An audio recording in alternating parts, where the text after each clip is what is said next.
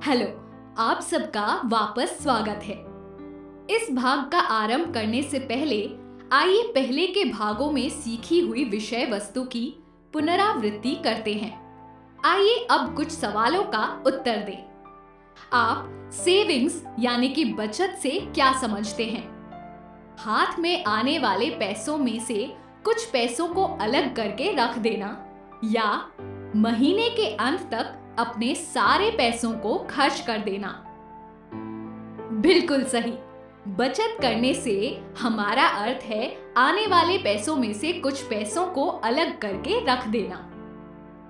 दूसरा सवाल, लोन की आवश्यकता होने पर किससे लोन लेना अधिक बेहतर है, साहूकार से या बैंक से?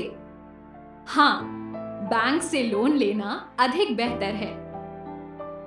सुरक्षित लोन क्या होता है? एक ऐसा लोन जिसे लेने के लिए हमें बैंक को एक संपार्श्विक या कोलैटरल देनी पड़ती है, या एक ऐसा लोन जिसके पैसे तिजोरी में बंद कर दिए जाते हैं। सही कहा। जब आप लोन लेते समय किसी वस्तु को संपार्श्विक या कोलैटरल के दौर पर देते हैं तो उस वस्तु को अपने पास रखने के लिए आवश्यक है कि आप अपना लोन समय पर चुका दें। इसलिए हम ऐसे लोन को सुरक्षित लोन कहते हैं। बजटिंग क्यों जरूरी है? ताकि हम ध्यान से और सोच समझकर अपने पैसों को खर्च करें और हर महीने कुछ पैसे बचा सकें, या ताकि हम योजना के अनुसार पैसे खर्च कर सकें। बहुत अच्छे। बजटिंग करना आवश्यक है ताकि हम ध्यान से और सोच समझकर अपने पैसों को खर्च कर सके और हर महीने कुछ पैसे बचा सके। एक और गतिविधि करते हैं। क्या आप कुछ ऐसे कीवर्ड बता सकते हैं जिसके बारे में हमने अब तक सीखा है? बैंक इनकम या आमदनी, एक्सपेंडिचर खर्चे, सेविंग्स बचत, budgeting FD RD, ATM, cheque, account, withdrawal slip, deposit slip, car loan या वाहन लोन, मॉर्टगेज लोन या बंधक लोन, पर्सनल लोन या व्यक्तिगत लोन, उधार लेने वाला। बहुत अच्छा। लगता है कि आप सबको अभी तक सिखाई हुई चीजें अच्छी तरह से समझ आई है। आज हम वित्तीय नियंत्रण यानी कि फाइनेंशियल प्लानिंग के बारे में सीखेंगे। क्या आप बता सकते हैं कि वित्तीय नियंत्रण से हमारा क्या तात्पर्य है? हमारे जीवन में बहुत बार पैसे कमाने के अवसर आते हैं, परंतु हमें कभी भी अपनी आमदनी को लेकर बहुत अधिक आत्मसंतुष्ट नहीं होना चाहिए। हमें हमेशा ये प्रयत्न करना चाहिए कि हम अपने कमाए हुए पैसों से हम अपना भविष्य सुरक्षित कर सकें। पैसों के मामले में हमारा लक्ष्य हमेशा अपने साधनों के भीतर रहना होना चाहिए, ताकि हम एक सभ्य जीवन बिताने के साथ साथ अपने भविष्य के खर्चों के लिए भी बचत कर सकें। वित्तीय नियंत्रण के द्वारा ऐसा करना संभव है और सही प्रकार के वित्तीय नियंत्रण के द्वारा हम अपने भविष्य के सारे लक्ष्य साकार कर सकते हैं। इस चैप्टर में वित्तीय नियंत्रण की सहूलियत के लिए उपलब्ध अन्य सुविधाओं के बारे में भी सीखेंगे। वित्तीय नियंत्रण का प्रारंभ 3 सवालों से होता है। मैं अभी किस आर्थिक स्थिति में हूँ? मैं किस प्रकार की आर्थिक स्थिति में होना चाहती हूँ? मैं अपने लक्ष्य को किस तरह से प्राप्त कर सकती हूँ? वित्तीय नियंत्रण का सबसे महत्वपूर्ण हिस्सा लक्ष्य निर्धारित करना है। ऐसा करने के लिए हम अपनी जीवन योजना को शॉर्ट टर्म, मीडियम टर्म और लॉन्ग टर्म लक्ष्यों में बांट सकते हैं। उदाहरण के तौर पर, आपका शॉर्ट टर्म लक्ष्य अपनी पढ़ाई को अच्छे से समाप्त करना हो सकता है, ताकि आप अपने करियर को परिश्रम के द्वारा बढ़ावा दे सकें। आपका मध्यम टर्म लक्ष्य अपने माता पिता के लिए घर बनवाना हो सकता है, ताकि आप अपने करियर के शुरुआत से ही इस लक्ष्य की ओर बचत करना शुरू कर दें। आपका लॉन्ग टर्म लक्ष्य निवृत्ति के बाद एक शांतिपूर्वक और सरल जीवन बिताना हो सकता है। इन सारे लक्ष्य को पूरा करने के लिए हमें एक सावधानी पूर्वक योजना की आवश्यकता है। हमारे वित्तीय नियंत्रण के लक्ष्य स्मार्ट होने चाहिए। स्मार्ट का अर्थ हम एक उदाहरण से समझने की कोशिश करेंगे। मान ले आपको घर के लिए एक नया फ्रिज खरीदना है। इसके लिए आवश्यक है कि आपकी योजना मैं एक दिन माँ की एक नए फ्रिज खरीदने में सहायता कर दूंगी जैसी न दिखे। इस लक्ष्य को जल्द से जल्द पाने के लिए आपकी योजना आने वाले 10 महीने में मैं पैसे जमा करके माँ के लिए एक नया फ्रिज खरीदूंगी जैसी दिखनी चाहिए। इस स्थिति में फ्रिज का दाम 22,000 रुपए है। स्मार्ट लक्ष्यों की विशेषताएं हैं, ये विशिष्ट यानी स्पेसिफिक होते हैं। इन्हें मापा जा सकता है यानी ये मेजरेबल होते हैं। ये प्राप्य और यथार्थवादी यानी अचीवेबल और रियलिस्टिक हैं। ये समयबद्ध यानी टाइम बाउंड है।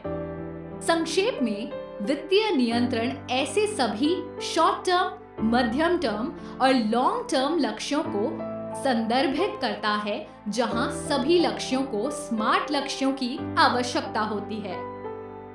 आइए अब देखते हैं कि हम अपने पैसों को किस तरह रख सकते हैं ताकि वो सुरक्षित रहने के साथ साथ बढ़ते भी रहे। ऐसा होने से हम किसी भी नियोजित या अनियोजित खर्चे के लिए तैयार रह पाएंगे। पर इससे पहले आपको याद रखना है कि एक छात्र के रूप में आपका लक्ष्य केवल पढ़ाई खत्म करना नहीं है। आपका लक्ष्य अच्छी तरह से पढ़ाई करके अच्छी नौकरी शुरू करना होना चाहिए। याद रखिए कि राज्य सरकार बेटियों की उच्च शिक्षा के लिए बहुत सहायता प्रस्तुत करती है। बिहार में 12वीं कक्षा पास करके कॉलेज में दाखिला लेने वाली अविवाहित लड़कियां भी 25,000 एकमुश्त वित्तीय सहायता की आदाता होती हैं। ये आर्थिक सहायता उन्हें मुख्यमंत्री कन्या उत्थान योजना के तहत दी जाती है। बिहार में भी योजनाएं उपलब्ध हैं। आवेदन करने वाले व्यक्ति इनके लिए ऑनलाइन आवेदन कर सकते हैं। ये योजनाएं छात्रों को उनके करियर की योजना पहले से बनाने के लिए प्रभावित करती है। बैंक में खाता खुलवाना और रिकरिंग डिपॉजिट बनवाना अति महत्वपूर्ण है। इन सुविधाओं के द्वारा जमा हुए पैसे हमारी शिक्षा या करियर की ओर काम आएंगे। भविष्य की तैयारी करते समय अपनी बचत की पूंजी को विविध बचत साधनों में रखना आवश्यक है। हमारे लिए आवश्यक है कि हम अपने पैसों को सुरक्षित रखें और उन्हें बढ़ाते रहें ताकि अगर हम किसी भी समय पैसे न होने के कारण कष्ट में न हों। अब तक आपने देखा है कि हम अपने पैसे एक सेविंग्स बैंक अकाउंट या बचत खाते में रख सकते हैं। हम अपने पैसों को एफडी या आरडी या दोनों प्रकार के खाते में भी रखवा सकते हैं। बचत खाते में रखे हुए पैसे तरल होते हैं। आवश्यकता होने पर आप इस प्रकार के खाते से अपने इस्तेमाल के लिए पैसे निकलवा सकते हैं।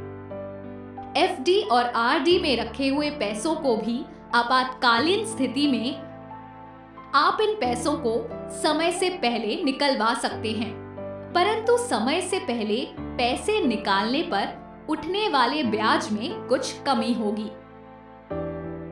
बचत का एक अच्छा साधन जीवन बीमा है। ये विशेष रूप से किसी दुर्घटना या बीमारी या यहाँ तक कि मृत्यु जैसी आपात स्थिति में हमारे काम आता है। जीवन बीमा पॉलिसी आपके आश्रितों के लिए एक सुरक्षित वित्तीय व्यवस्था है। ये आपके परिवार और उन सभी के लिए वित्तीय सुरक्षा प्रदान करता है जो आर्थिक रूप से आप पर निर्भर हैं। आप बीमा कंपनी के पास जो पैसे जमा करते हैं उसे प्रीमियम कहा जाता है।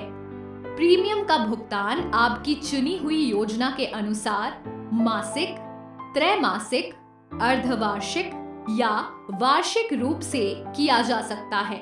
निर्धारित समय बीतने पर यानी कि 15 से 20 वर्ष आपको बोनस जोड़कर आपकी जमा की हुई राशि वापस मिलती है।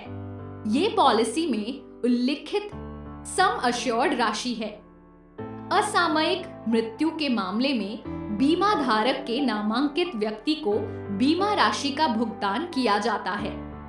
आप सबको अपने माता पिता के साथ जीवन बीमा खरीदने की बात करनी चाहिए ताकि प्रतिकूल स्थिति के मामले में परिवार को आर्थिक रूप में चोट नहीं पहुंचे। जीवन बीमा की विशेषताएं। ये एक लिखित अनुबंध है जिसे किसी व्यक्ति और बीमा प्रदान करने वाली कंपनी के बीच पॉलिसी के रूप में भी जाना जाता है।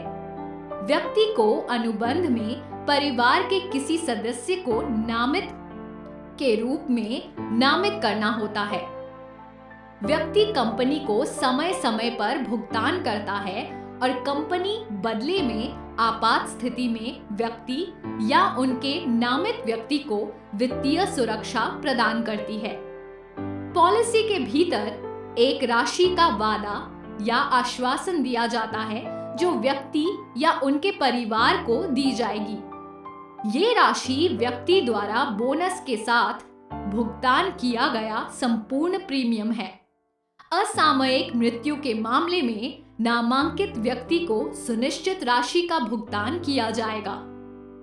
जहां एक जीवन बीमा पॉलिसी धारक की मृत्यु के मामले में परिवार को बचाए रखने में मदद करता है, वहीं एक चिकित्सा बीमा आपातकालीन स्थिति में काम आता है।